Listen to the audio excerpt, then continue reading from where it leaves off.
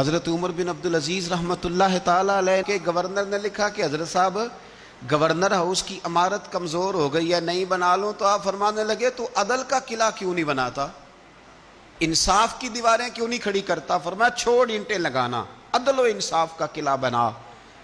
سب سے بڑی بات یہ تھی کہ بڑے پابند تھے صوم و صلات کے، دن کو تلاوت کرتے، رات کو عبادت کرتے، پنجگانہ نماز میں کھڑے ہوتے، اللہ کے خوف کی بات آتی تو چڑیا کی طرح پھڑ پھڑاتے، ڈرتے۔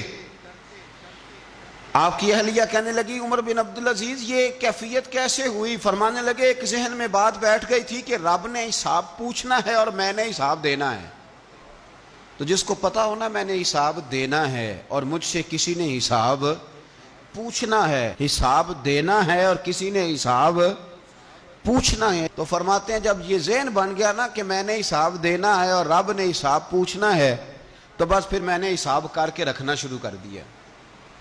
پھر میں نے کوشش کی ہے کہ حساب کروں کہ نا انصافی نہ ہو جائے، ظلم نہ ہو جائے۔ ایک آدمی بڑی دور سے چل کے آیا، عرض کی حضور آپ کے گورنر نے میرا مال چھین لیا ہے، واپس نہیں کرتا۔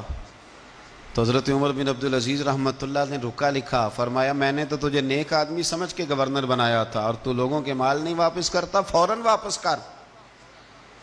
اس کے نام جب خط لکھا تو آدمی خوش ہو گیا، تو آپ فرمانے لگے اب یہ بتا تیرا آنے جانے کا خرچہ کتنا ہوا؟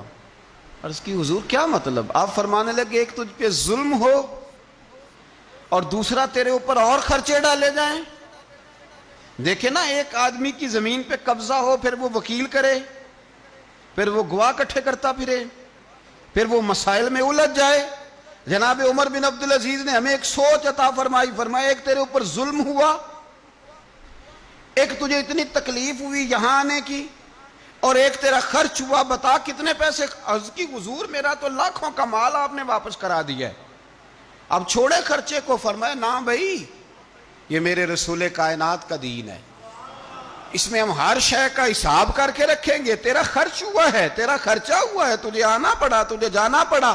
اور دنیا کے منصفوں، فیصلے کرنے والوں، تھوڑا خیال تو کرو کتنے لوگ ہیں جو رول گئے بیچارے رستوں میں کچہریوں کے، جو عدالتوں کے چکر لگا لگا کے تھک گئے، جن کی اولادیں تڑپ اٹھیں، مکان بک گئے، انہوں نے اپنے حقوق کیا لینے تھے، ان کی تو باقی چیزیں بھی چلی گئیں۔ فرمایا خرچہ بتا کتنا ہوا؟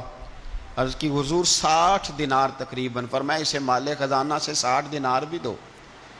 پھر فرمایا میری جیب سے اسے 50 اور دو تاکہ یہ آنے جانے میں مزید روٹی کھا سکے، گوشت کے ساتھ روٹی کھائے۔ اور پھر فرمایا معاف کر دینا، حکومت عمر بن عبدالعزیز کی تھی پر تجھے بڑی تکلیف اٹھانی پڑی، اذیت اٹھانی پڑی۔ یارو اس رنگ میں اس شخص نے حکومت کی